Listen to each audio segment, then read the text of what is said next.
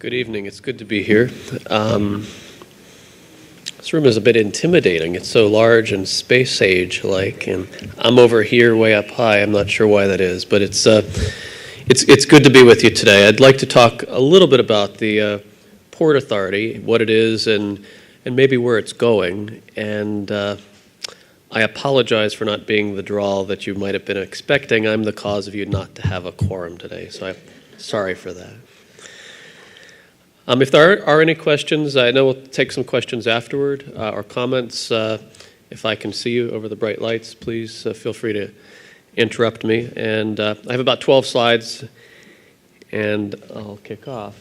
I don't have a screen in front of me, so I'm going to turn around and make sure I know what I'm talking about. What I'd like to cover is a bit of observation. I've been in Cleveland for about 7 months, and I'd like to give some impressions of what I've seen and how we're sort of using those impressions and the input of our board and those folks that appoint our board in terms of understanding how we can play a role in the next renaissance for Cleveland and the region. And tell you a little bit about what the Port Authority is and where it's been and where we think we're headed.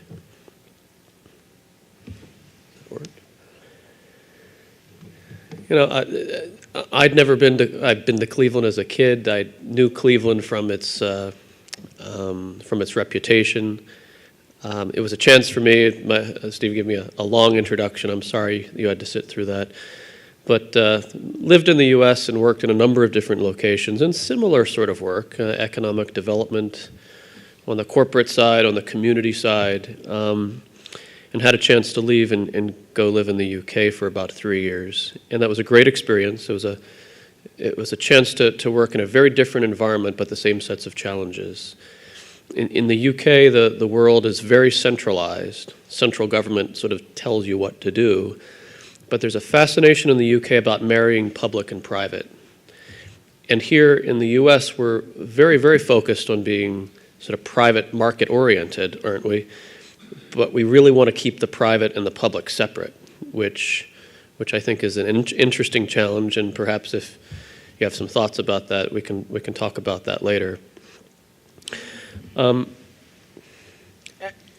back to Cleveland, though, and leaving this mid-sized city in the UK, this is the big time. You know, when you live outside of the U.S., you don't realize that when you're in the U.S., you sit on such great assets, the people, the location, the educational institutions, the traditions. The potential we have in this community is so much greater than other places that I've seen, or many of those places. And yet the community sometimes just gets so down about how we're organized, or you're on this side of the line or that side of the line.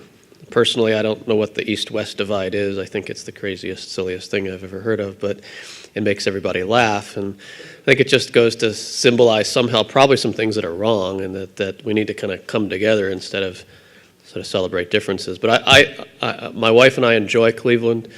We're getting to know it. It's a city with a lot of traditions and a lot of wonderful assets. And even if sometimes we hear a lot of bad news, we try to see the good. And the reason I'm here is to do good.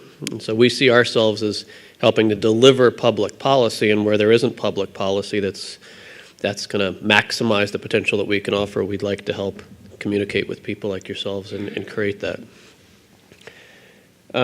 Great assets, I've mentioned that, and you know, we were speaking at our table at dinner earlier about the complex circumstances. Lots of issues, lots of problems, lots of government, lots of layers, lots of problems, and it seems to sometimes hamstring us. You know that better than I do, but through complexity, I guess the issues are still, how do we improve? How do we become world-class? And I'd like to offer some thoughts of what the Port Authority is thinking in that regard.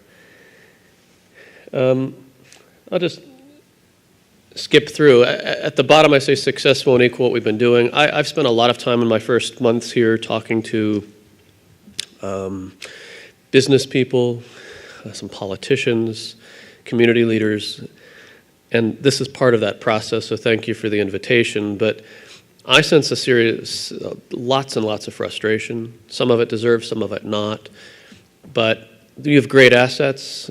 success isn't going to be exactly what we've been doing the way we've been doing it, I would say. I think we need to tighten up and sort of define our future more clearly.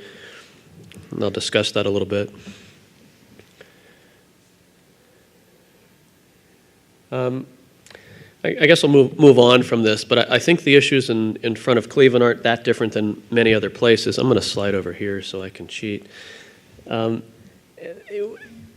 assets are important. I mean, we look at, we were speaking earlier about our healthcare assets. It's not just that they're there, it's how we maximize those, how we provide potential, I think, future to the kids growing up in the community about their chance to participate in the uniqueness that's Cleveland and the job potential that's there and the wealth creation that's there. And it seems to be sort of celebration of what's there, but I'm not sure we've necessarily figured out how to unlock the box for everyone.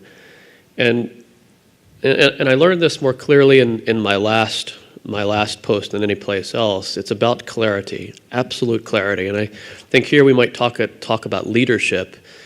Yeah, but it's clarity, and it's clarity amongst everyone what the future really is. And it's not wandering around from project to project, and I think that's what probably penalizes Cleveland more than in actually most places. It's the next big project that's going to save us. And, we financed the Rock and Roll Hall of Fame, so we're proud of that, and I'm sure it's been a great success, but it's just one of the many things you need to do to encourage a city, and the Rock and Roll Hall of Fame and that sort of project on its own really aren't going to sort of rebuild a city's economy and help kids get great jobs in the future. So it's a much more complex set of issues, and what I could say that I had the opportunity and privilege to participate in my last role in the UK, it wouldn't have mattered where it's at, is to help be absolutely clear. Don't want to hear about projects at all. I want to hear about the 3 or 4 or 5 things that are going to be what Cleveland is for in the future.